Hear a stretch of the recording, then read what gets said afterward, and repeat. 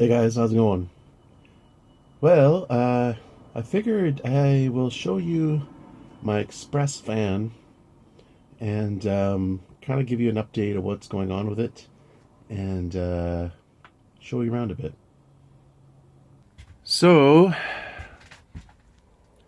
originally I had planned to build cupboards all the way up to the roof and make it all nice and tidy. But I found when I lived in this van, I really didn't need the space. I didn't have enough stuff to put in here. Yeah, that's the state of things. So the next person who buys this, if they want to put cupboards in, they can feel free to do so. I'm not going to do it. There's still quite a bit of space. I don't know if you can see it. Oh, I got some stuff to clean in there. So each one of these is 5.5 inches. So that's like 10 inches of depth. Well, maybe not 10, but maybe 8. So lots of storage still in there. So let's go through some things that I've done recently. I put handles on all these doors. There's a handle I put on here. Put handle on here. Handle on there. And one handle on there. And on the drawers down here. I also I'm gonna use this stove to include this van, and my other Coleman stove. What's interesting, this one I bought from I think I bought it from Canadian Tire, and this one is it's got the disadvantage that this thing comes off. In a way, that's a disadvantage. It's good in a way because you can clean it. I think they call this Outbound, made by Outbound. Yeah, Outbound. But for me, I don't want it to come off because I like the Coleman one that doesn't come off. Same exact stove pretty much, but this thing that the pot sits on doesn't come off. And I may have my stove sitting upright. Well, I probably will actually. And if I do, then this thing's going to constantly be a pain in the neck. So I'm going to include that with this particular stove with the sale of this van. So how this works is I got these little pieces of aluminum that I used as rails. I don't know what else you would call them. And they just kind of just keep the stove from sliding around. Close, you. And that just fits right in there. And then when you're driving, it doesn't move around. I kept the butane out right now. I just felt it was better just to keep it out. I'm including the propane hose right here. It's 2 feet long. And that goes in here to the bottom. And the heater will be mounted there if they so desire. It's up to them. This has all been changed and updated. If you remember my old videos, I didn't have this bottom part finished. I finished it now. And I just stuck this charge controller. I'm including this with the van. And I'm including the solar panel, which is up here on the roof. So one of the things I have to do is I got this little piece of plastic. I'm going to have to glue this back on. And I've got some washers that I'm going to glue up here just to give it more of a finished look. And I added, yeah, I think I already mentioned this, I added all this stuff at the top. So the biggest thing that I've done in the van is add all this tongue and groove to give it more of a finished look, and it pretty much is finished. There's still a few things I need to do. Like I said, I got to glue the piece onto there.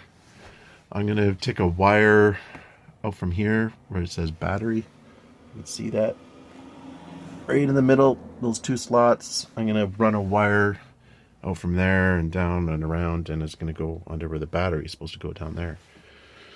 I got to clean all this white dust off.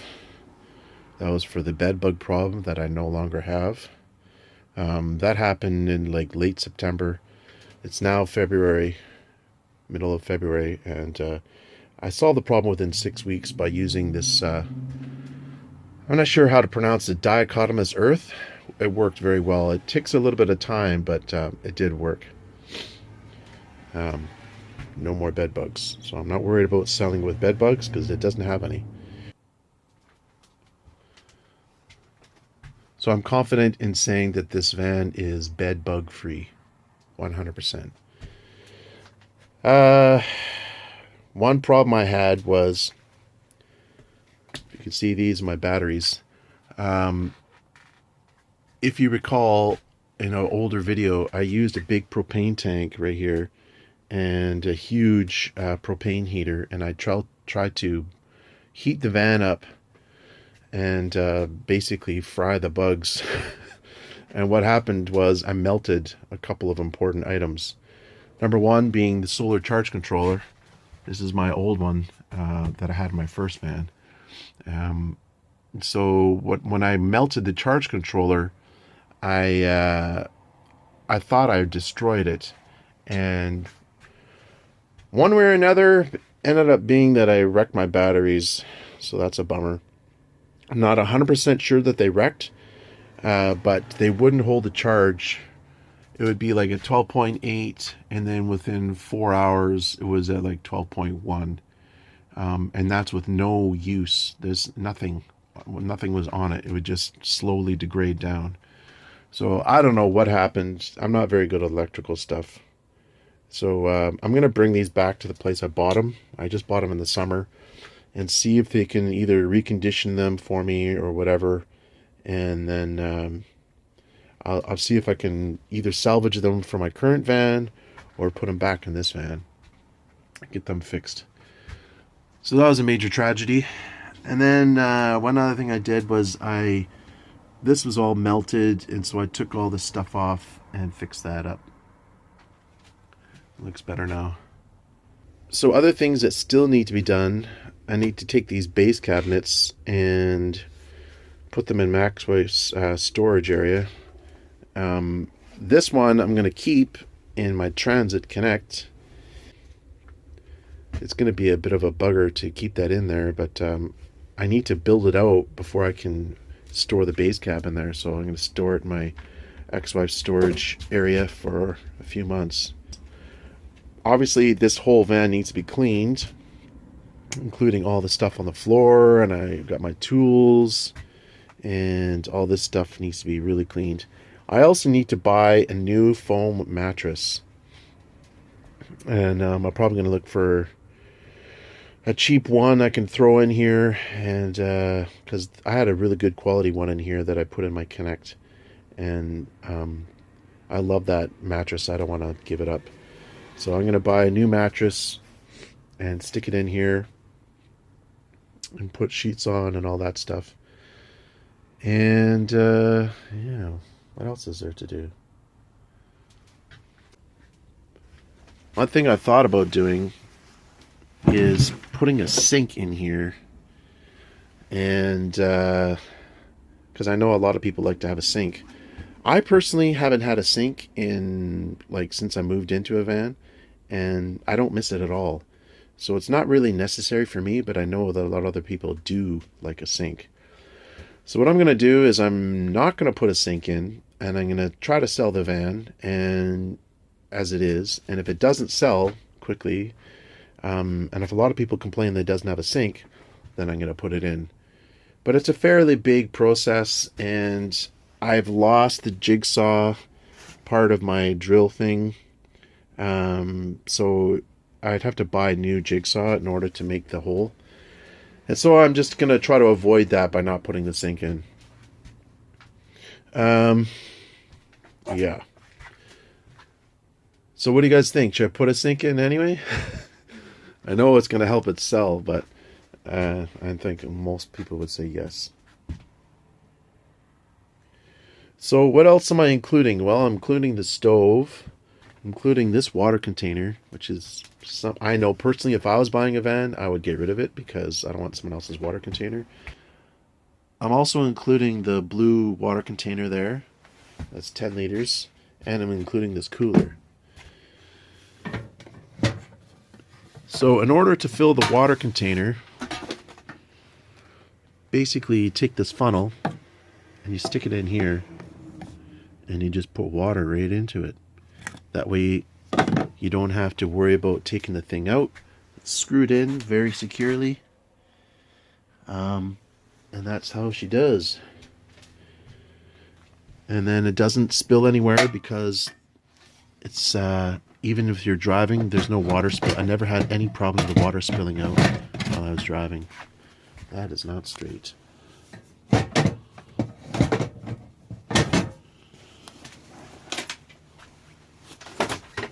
There's a nice big counter. I hope that's a good selling feature.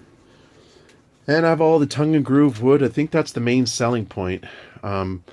This is supposed to be like, you know, if I take this off, this plywood's a little bit rough. And it wasn't meant to ever be exposed because I knew for me, when I was building this, that's where my base cabs go. So some people might not like that when I sell it, but hey, that's the way it goes, right?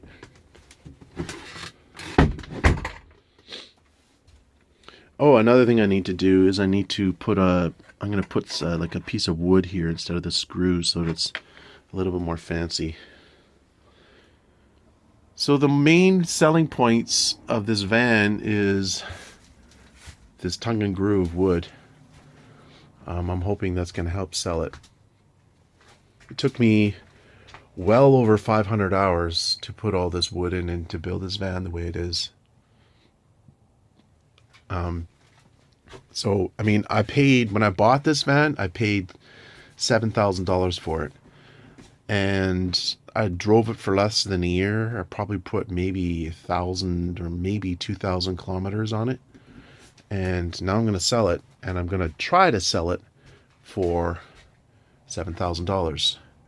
All the cost of all these materials was probably close to $1,000. Another thing I've done is I put this light in. It's not hooked up yet because I don't have any house batteries. But I used to have it down here, and I took it out and put it up here because I think most people want an overhead light. And it's the only light in the van. I know that's a bit of a detraction. But, you know, I don't really think that this van is 100% complete. There's a few things that you could fix to make it a little bit better. Like, for example, that you could put some finishing molding there or something to cover that hole. And I never actually got around to putting I was going to put another layer of insulation in the roof. I never ended up doing that. Just ran out of time, and I'm not doing it now since I'm just going to sell it. This is another light, but it doesn't work. The wiring is not connected, so if they wanted to go ahead and hook that up, they're welcome to do so. I'm not going to do that. Now, one thing someone might say is, well, you got a ceiling fan in, but it doesn't work. No, it doesn't. It got melted. So I took all the electronics out, and now it's just an open vent. I gotta fix this still. That's another thing I gotta do. I lost the screw that connects that. Little turny thing, so darn it. And I had all this red tape on here when I taped the plastic on to try to stop that from melting.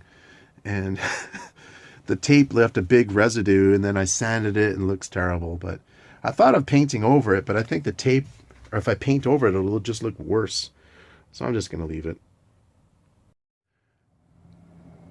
Now, when I say, do you think it's worth $7,000 Canadian, keep in mind that this is all going to be clean. Okay, this is kind of like assumed, but floor is going to be clean. These batteries are going to be dealt with. I'm going to have a nice mattress in here with a sheet and pillowcases, and it's going to be empty, of course, because the new person has to put their stuff in. But this won't look like this. This is just like kind of like before and after. So when I say $7,000, $7,000 with all the nice things, and it's going to look all pretty.